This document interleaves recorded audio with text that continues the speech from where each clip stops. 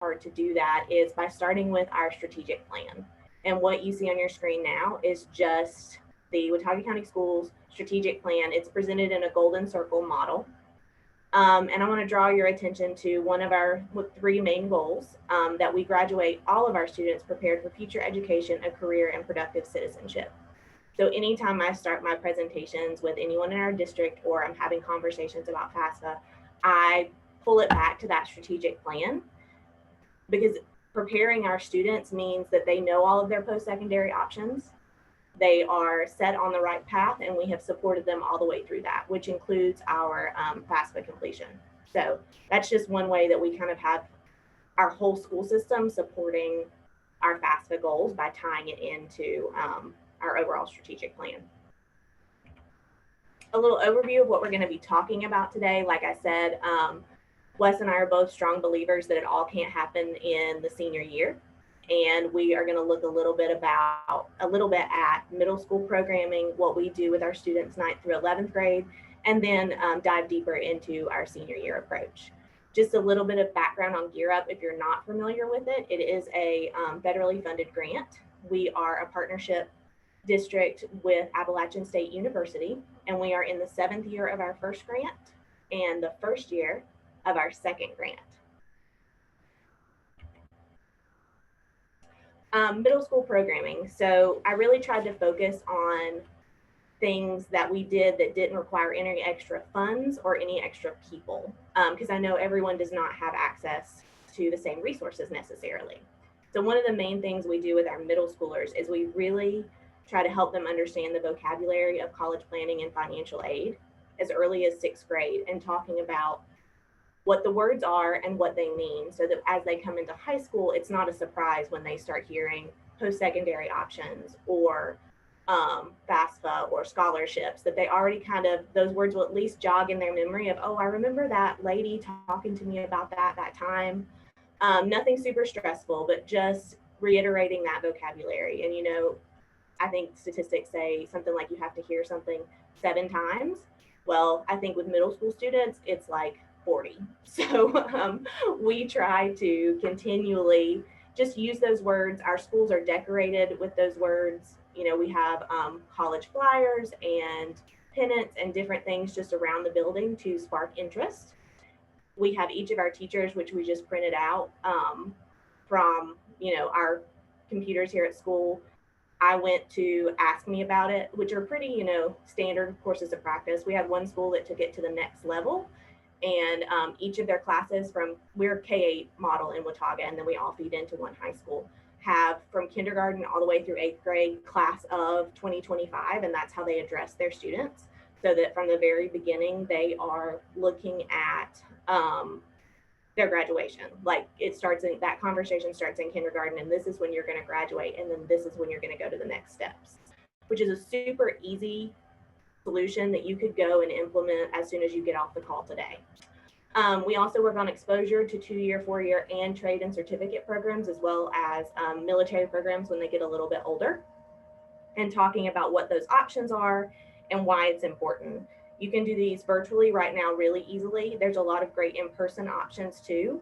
And then just everyday discussions about your role or your teachers and what that experience was like for them is an exposure piece, because when we're talking about first generation college students, they didn't necessarily have that conversation at home where, you know, their cousin's coming home from college for the weekend and they talk about what it's like to go to a college class. And so that's where it's really important for those of us in the school to just have those everyday conversations where we talk about the college experience or the community college experience, or, you know, our lateral entry teachers and maybe their trade certificate experience, or you bring in guest speakers, you know, whatever works for your district.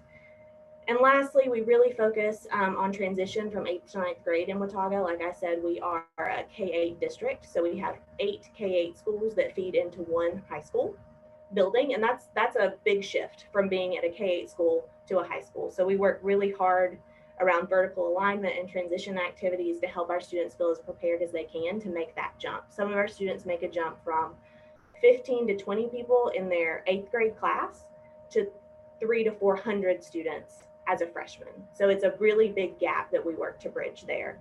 One of the ways we do this is through a program that we started 3 years ago called Pioneer Ambassadors.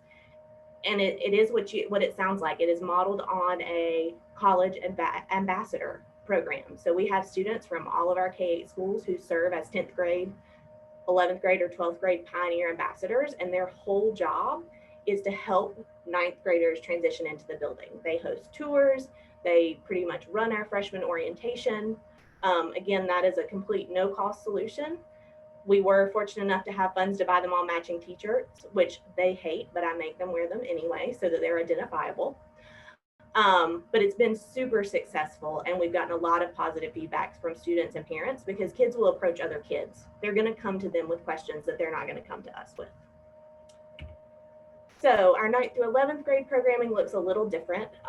Wes is going to talk to y'all a little bit about our MTSS model and how we try to do our tier 1 supports. That's pretty much what I'm talking about here. Our admission simulation is a partnership we do with UNC Asheville and their pre-college outreach department. They come in, they sit with our 9th graders in small groups, and by small, I mean 30 to 50 students, and they walk through the admissions process with them. They give them redacted, real applications, and the students work in small groups of like 5 to 6 students to either admit, defer, or deny admissions. And they have to think through why that is. They look at actual transcripts. They look at all the elements of the college admissions process. And it's probably been one of the most impactful 9th grade experiences we've had, just because you're making them do something real and active. It's not just someone coming and talking to them. We use a lot of programs for exposure. Big Future from College Board is one of my favorites. CFNC is another great resource that we point our kids to constantly. And we have another platform through our CTE department called Major Clarity that works a lot on career exploration for students and has interactive lessons where they can go in and get a virtual feel for as much as you can of like what it is to own a salon or to study cosmetology before they commit to those CTE pathways. Family meetings, we are very intentional with our family meetings, and we meet myself usually and the counselor for that grade level, and we have a post-secondary focused parent meeting, or at least a section of the parent meeting that is post-secondary focused. And the last thing you see there on your slide is the Model Year Program, which is another partnership with UNC Asheville. This is essentially taking juniors and walking them through the entire senior year process as juniors so that they understand what the FAFSA is, when it's going to open, the importance of October 31st, your senior year, as far as early action deadlines go, and all that good stuff rolled into a course that is presented by real live admissions counselors and financial aid representatives. And the best part and the selling part for our teachers was it is aligned with English 3 curriculum and Math 3 pre-calculus and AP stats curriculum, which are the courses we often find our juniors in. And so that's how we hit most of them. And then of course you have those kids you missed that you have to pull in after the fact. We use Nearpod to transition this into a virtual experience for students this year, and that's worked surprisingly well. So now we're going to do just a little bit of a deep dive into what we do with our seniors. And I am going to hand it over to Mr. Calbreath to start us off. Hey everybody. So one of the things I hope you're hearing in what Laura's saying is like the impact of culture. Like everything we're doing is trying to build a focus on post-secondary culture and going towards that options. So you've also heard her mention some stuff about multi-tiered systems of support. So we sort of build our work along that MTSS model in that we are going to have our tier 1 instructional pieces that we give to everybody, we deliver to everyone, we make sure everyone has 100% access to, so that everyone is informed. And then we find out from there, some kids can take that and run with it, and some kids need additional support. So then we're able to use some data from these tools to decide who we need to pull in for small group and who we need to work in with individually. For example, if we find out a student is a first-generation college student, a lot of times they need individual one-on-one support. and we tag team that in a variety of ways. There's a misnomer out there that like I can't talk today, that high school kids, you know, they should get it. They're about to be adults. They're supposed to know what they're doing. Well, I found that to not be true. Like when you look at the developmental task of applying to college and doing a FAFSA, it's like a 5-year-old in kindergarten learning to tie their shoes. It's a task they've never done before. It's a developmental challenge. And if you look at research on like zone of proximal development, Vygotsky and all that stuff, you're going to have kids that can do it independently, but you're also going to have kids who need some support and for whom it's a little bit out of reach. And we're going to have to jump in and support them just like we would a 5-year-old that can't write their name and tie their shoes. So they're just big children going through adolescence and doing what adolescents do. But what you have on the screen is just the words Canvas course. Canvas is an online learning system we use in Watauga County. It's scattered throughout the state. Some schools use Google Classroom, some schools use Canvas. Bottom line is, once you learn about this platform, you have the ability to deliver some tier 1 support and instruction to your seniors on the nuts and bolts of how to actually do this. So after stumbling around for a year or two and answering the same question 100 times, I started to think, let's look at building a Canvas course called How to Apply for College. And we're going to put within that course the tasks that students are going to have to do with some live links. And then we'll put an assessment at the end to make sure that, you know, not only do the kids click through the slides, but they've mastered the content. And that's, again, a little bit from my teaching background, like that's really important. So the content of the course is pretty simple. We cover a couple different topics. We cover first, like, how do you start the application?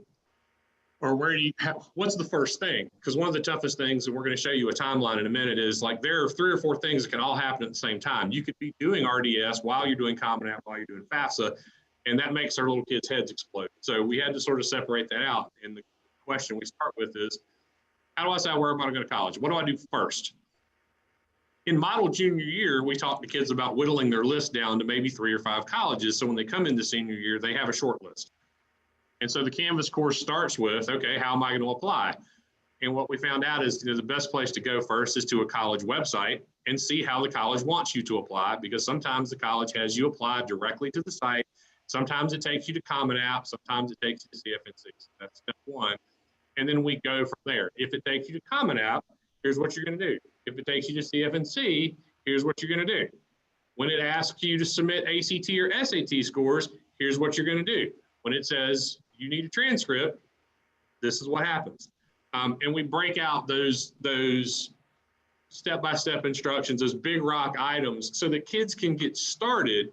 Because what we find is kids are pretty smart. Like, they understand how to navigate social media and setting up social media accounts. And when they get into Common App, once they get in there, it's pretty intuitive, and they start to go, oh, I'm just filling in blanks. Like, I can do this. But questions pop up along the way. So as I've collected things that happen frequently, I put that in the Canvas course so they know ahead of time, this is what you're going to do. And we've got a couple other tools that help with Common App and FAFSA that do the same thing. It's not big. It's not elaborate. It is literally the starting point I had for this. It is a PowerPoint presentation that they read and click through with a quiz at the end. If you decide you want to build this, my suggestion would be to work backwards and build the quiz first, and then make sure the content matches what you want them to know, because the quiz needs to identify like those key concepts, those big rock items you really want to work around with. And then it's just a matter of, like, once you build the PowerPoint and you decided what's going to be on your quiz, work with whoever facilitates technology to get that into Canvas and get it rolled out. The other thing we did with this Canvas course too is we gave it to the juniors in May, because we all know May can have some dead time, right? With NCFEs or EOC courses going on and AP testing, and people are like, oh, I gave the exam, what do I do now? Well, here's something for them to do so that they leave junior year with a clear path and some knowledge on what they need to be doing when they walk in the door in August. Because if they're walking in the door in August with no idea, as the person who's the dedicated senior counselor, like Laura said, it's really hard to catch up 350 kids on how to do this in September. So in a nutshell, like, that's the Canvas course idea, concept, and content for that part. And what, Go ahead. he's done a great job of also including like the key elements of the FAFSA in that so that they kind of know where to start with it. And he's working to build it out now. So they kind of go from, like he said, junior year, the overall concept, whittling your list. These are the words you need to know, and these are the things that it means, to the nuts and bolts of A, B, C, D, E, F kind of thing. And so along with that, we created a post-secondary application fall timeline presentation this year. And I'm going to attempt to open it. I'm really hoping my computer is going to cooperate so that I can share a little bit of it with you all, because it's a struggle to get a face-to-face with students right now. We didn't come back in a hybrid model until mid-October.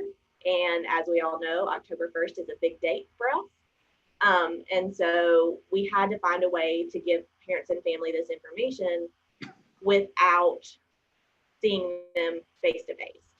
And so this is kind of where he talked about, we found that our students really feel muddled down when we throw RDS, FAFSA, college applications, resumes, all those things at them at one time. So we created basically an arbitrary timeline for them.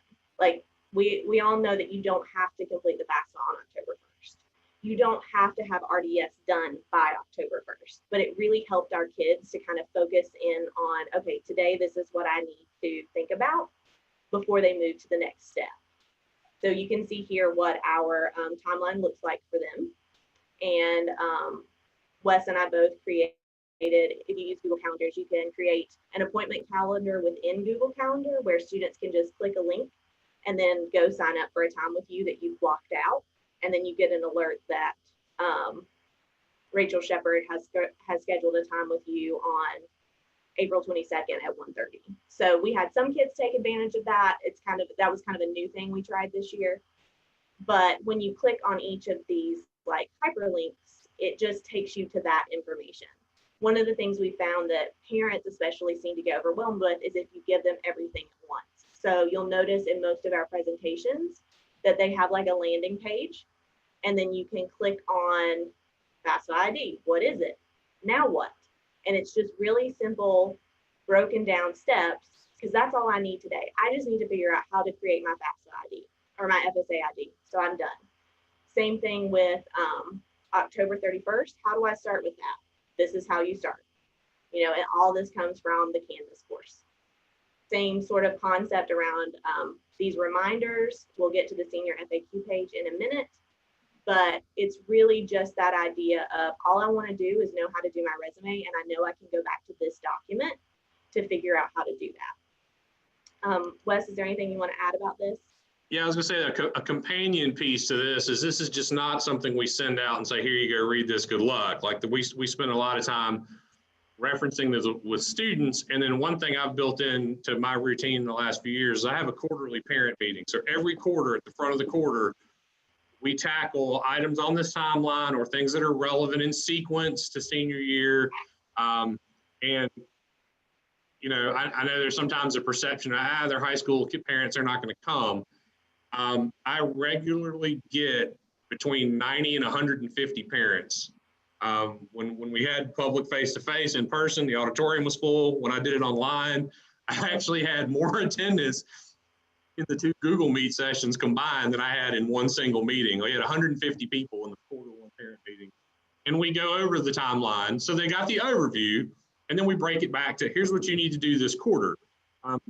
Because we do have those parents that, we're in a university town, they get this, but we've also got families that have been, raising Black Angus cattle on the same plot of land for 5 generations, and nobody's gone to college, and they've got a kid that is like college bound, and they don't know all the nuts and bolts of this. We take that for granted. So we try to make sure that we push this out in a variety of platforms.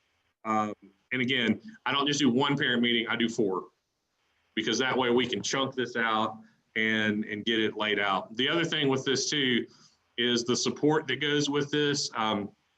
We do regularly scheduled help sessions. So this is where we get like, here's tier 1, and then our help sessions and help sessions are tier 2 of this, because if you've got a student that's independent, they can run with it, great. But if you've got a student who gets to residency determination and they've lived in foster care, or they're homeless, or they're like, you know, I live with my aunt and they've got weird situations. They need some small group support. Or if you've got a student who is completing something and, you know, Common App asks some questions that strain kids' brain a little bit, and they just need somebody there to be like, this is what this is. Because again, developmentally, this is all new to them. So we do regular help sessions in a live environment. We have a flex period between first and second block. I regularly schedule that. In a virtual environment, I have virtual Google Hangout sessions at 10 and 2 on Tuesday and Thursdays every single week, as religiously as I possibly can. Sometimes people come, sometimes they don't, but we are making an effort to intervene with people for whom the tier 1 piece is not sufficient. And then sometimes we even, like, once we've done the tier 1 stuff, people read it and they have a question, and it uncovers information that helps us know, hey, this kid really needs like some one-on-one time. Like they really are not going to get this unless we sit with them. And then we divide and conquer. There's kids that Laura's known since 8th grade that she already, you know, knows well, and they meet with her. There's ones that I pick up along the way, and we kind of figure out like who needs to have this kid so that everybody's got somebody.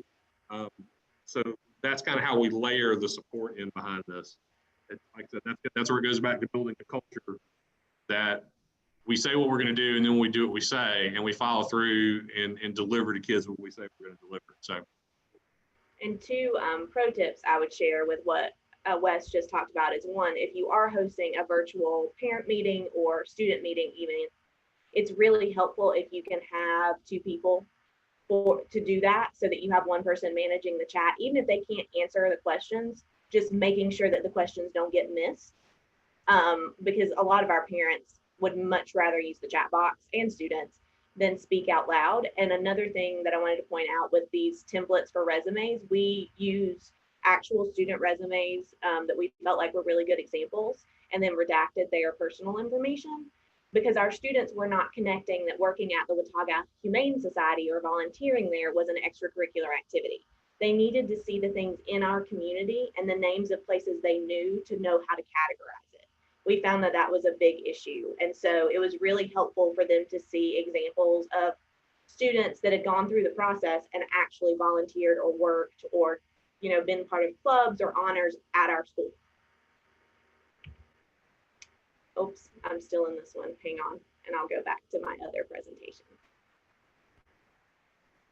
All right, there we are. Next, we have a FAFSA completion guide, which is very similar to what I just showed you. Every bit of this is directly off of the Federal Student Aid website. This was another COVID response measure, for lack of a better way to categorize it.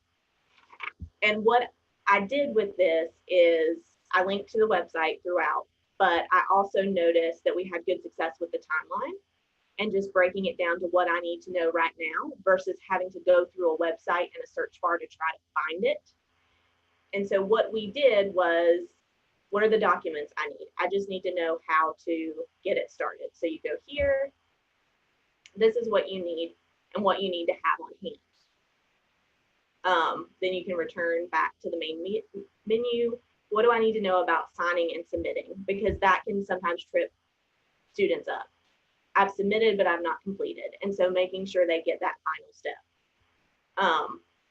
Same thing with if you're ready to go, right here's the link, go for it, because we want to make sure our students are using the right resources and they have everything they need. One thing that I found as I was doing this was that FSA has some great short videos that are super easy to understand and use, but they're not easy to find. And so it really helped to consolidate everything in one place, that when a parent, and you'll see in a minute how we did our data, when a parent or a student says, you know, I feel like I know what I'm doing, but I'm not really sure, we can email them this and say, okay, use this, look at it. And then if you have additional questions, reach back out and we'll see what we can do to clean it up. It's just a great way to kind of hit that first tier again.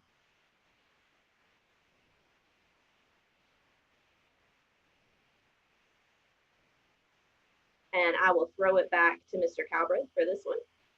All right, so the senior FAQ document is sort of like where some of these ideas started, because as like you guys, I kind of got tired of answering the same question 150 times, right? So I started to put together questions that I got asked a lot, and I just did a spreadsheet. It was just, here's the question, here's the answer. If there's a link, it's here. And there are tabs for different things. So example, there's a Common App tab, and the Common App tab is, hey, how do I start? And then there are, there's questions within Common App that the kids have to answer every year for their application that you can go ahead and put in. Like it asks you, ask the students to put in the class size, the highest GPA in the class. There's things of that nature. You can go ahead and load into that spreadsheet so that when they apply, they've got that. There's a tab for FAFSA, and I put in some of the rationale pieces, like the questions like, I don't think I'm going to get anything from the FAFSA. Why should I do it? And so I bullet out a few things about like work study, and it makes you eligible for loans. And even if you're not going to use it, it's better to have it and not need it than need it and not have it. And we talk about need-based scholarships, and that you have to complete the FAFSA for a lot of those. And even if you don't get a Pell Grant, you still may get a need-based scholarship. The community college here gives something called the Dream Scholarship, which is a full ride for your first 2 years at community college, but the kids still have to do the FAFSA even though they've already got it. So it's a gateway to a lot of stuff. And I found that when we put that information in one place, we can whittle down the number of times I get asked, how do I send my ACT scores to a school? So again, it's part of that tier 1 effort. So it's pretty obvious to tell when a kid didn't read the senior FAQ document if they ask questions like, hey, look at this. But a lot of times what will happen, and this is part of the culture piece, and hopefully this is happening, you'll give them something that is tier 1 instructional, and they'll ask a follow-up question like, hey, I saw that this is the answer to this question, but for my case, I got this going on, so how do I respond to that? So that tier 1 piece uncovers questions that the students need to ask, and allows us to zero in on some places that maybe needed some intervention.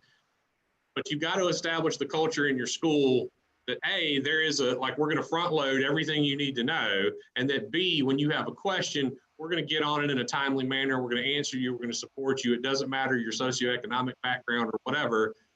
You've got somebody to go to, and that we're going to respond quickly. I share this with families. We have a scholarships tab. We list out the national and state databases. Watauga County is pretty lucky in that we also have a local scholarship database. There are several, like maybe 40 or 50 different organizations that give a $1,000 or $2,000 scholarship. And we have those on a spreadsheet, and I link that spreadsheet every year to the senior FAQs, because one of the questions I always get is, how do I start applying for financial aid? So we can go to the senior FAQ document, look at the FAFSA tab, look at the scholarships tab. They can start doing the research. They need to do the research and find some things they're eligible for, and then they ask me questions, and we meet and do follow-up afterwards.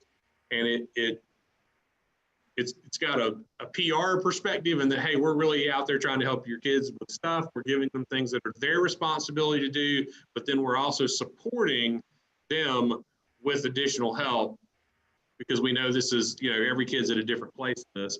And that idea, that MTSS idea, pervades everything and covers FAFSA and all the different facets of this process. It gives them a little more faith too to come ask questions about FAFSA. Yeah, so that's another piece of that. Laura, go ahead. So what we tried that was new this year that I'm really excited about is a more data-driven approach, and it is nothing earth-shattering. It was just one day I was thinking about, how do we get to these students that I have not seen in person in forever? And it was really stressing me out that we couldn't have like our regular class meetings. We couldn't have our in-person flex. And we had seen tremendous growth between the 18-19 school year and the 19-20 school year. And this is our data for FAFSA completion as of February 12th, 2021.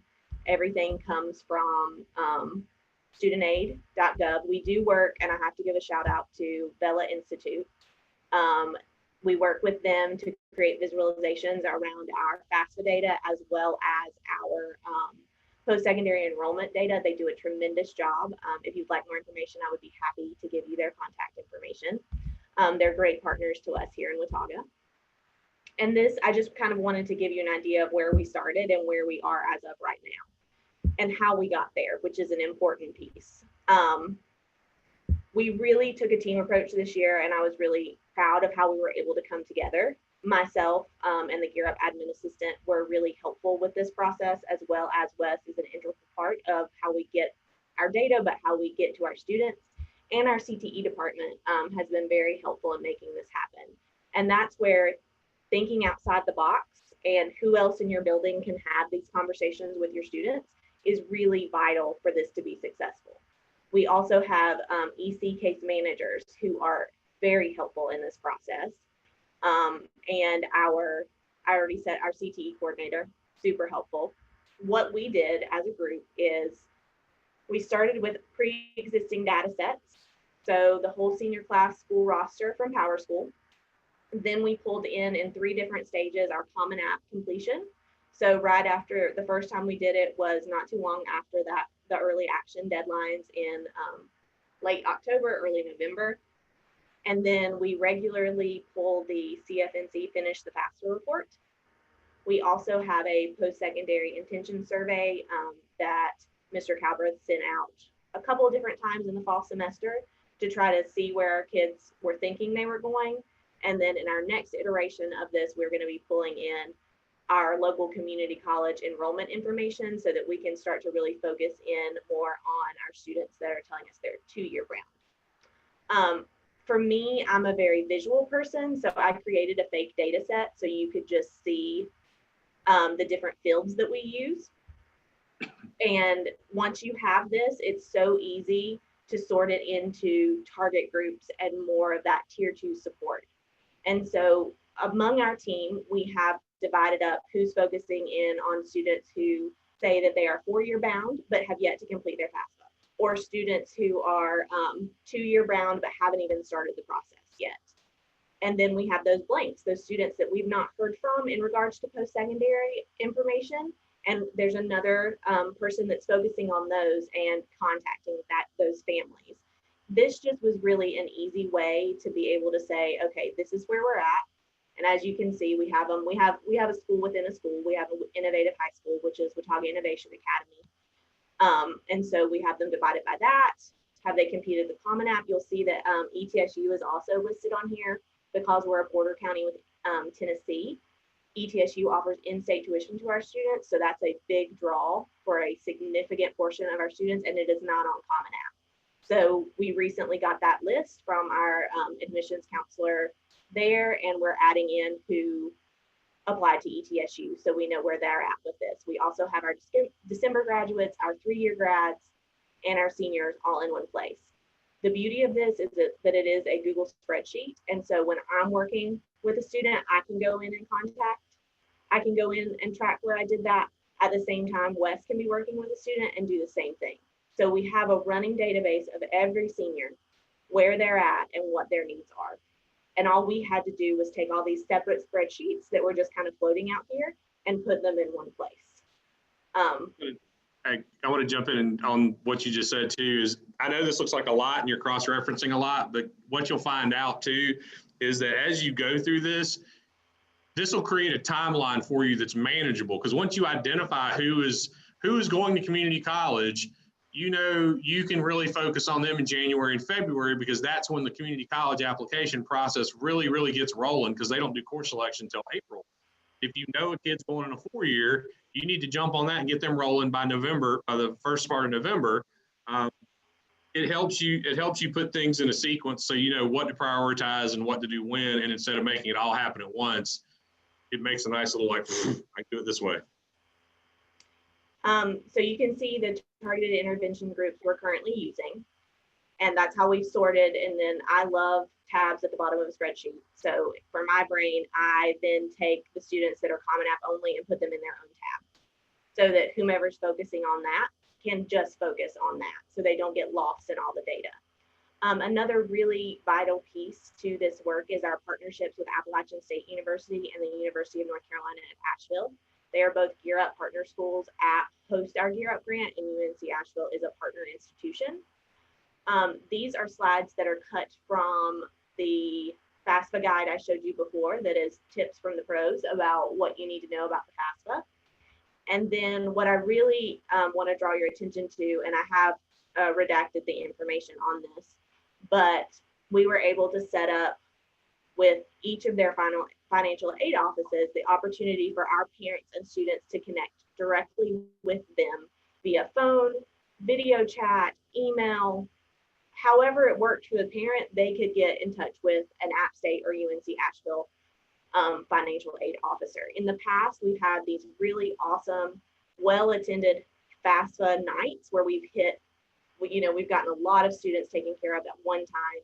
And they've come in, they've done their RDS, they've started their Common App, and they finished their FAFSA all in one night with their parents, with the support of App State, Caldwell Community College, in the building with us. We couldn't do that this year. So we worked with those connections that we already had. And honestly, I went through the pre-college outreach department at UNC Asheville, and I called the director of financial aid at App. I'm fortunate that I have those connections through Gear Up, but I don't think that it would have been any different had it just been a cold call. Like I truly believe, working with the university offices and especially the UNC system as much as I have, they want to help, they just don't always know how. And so there have been many times that I have just cold called an admissions office or a financial aid office and said, hey, this is what we want to do. Can you help us make that happen? And I've yet to be turned down, because in the long run, it helps them too. So I would highly suggest that if you have an institution close to you that you want to partner with, call them. Just call them and keep calling them until you get that person that's like, hey, yeah, I would love to partner with you on that. Let's figure out how we can do it. After we've done all that, we then have the communication piece where we're making sure we connect with each and every one of our seniors this year so that their families and they are fully aware of their post-secondary options and all the available resources to them, including our university partners. So I know that we've taken almost all of our time. We can definitely talk. We could go on and on and on, but I guess there may be some questions or some comments for either myself or Wes. So, and Wes, did you want to add anything before we roll into questions? No, let's just go ahead and do Q&A. Great. I don't have any questions in the chat right now, folks. If you do have questions, go ahead and throw them in the chat.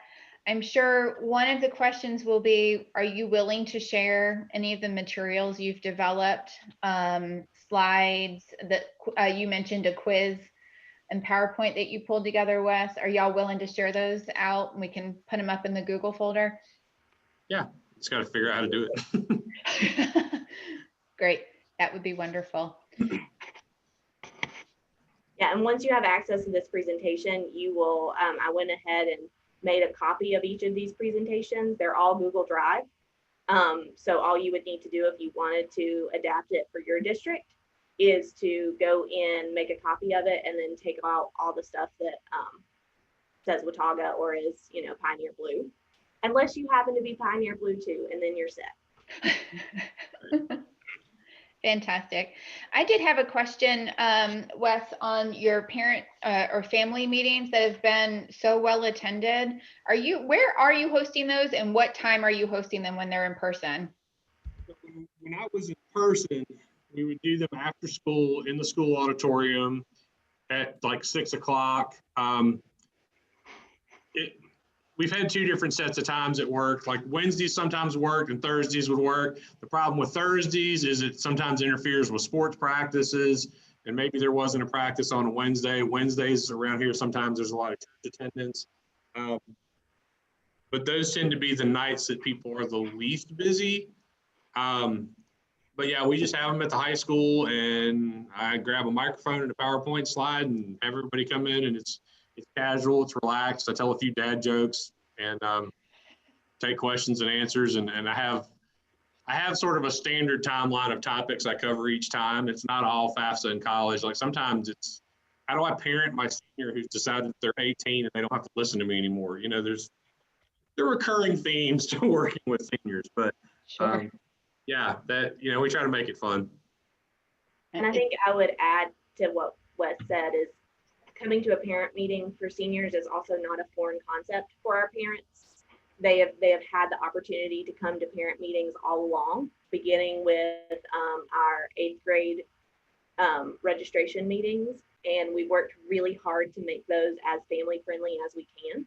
And I think that really helps when it's not a foreign concept. Like the first time you're inviting them to a parent night is junior year to get prepared for senior year. If you've had that all the way along, it definitely helps. Yeah, that culture piece is so important, and that you all are building it in so early on the pathway. I know we're talking about FAFSA with this, but it all links together, right? And you're setting expectations.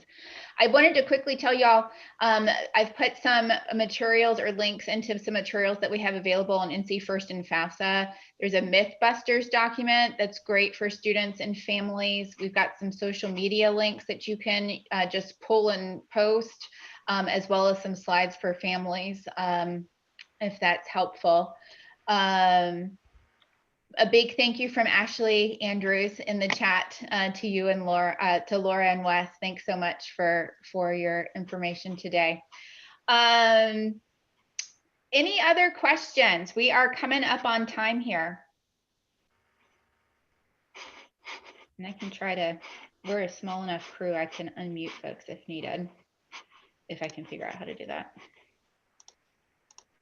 And I'll just say, I really am, I've gone out of my comfort zone today, speaking this much in a Zoom meeting. That is not where I like to live. So Wes and I are both open to, if you want to email us, we can always schedule a time to chat one-on-one.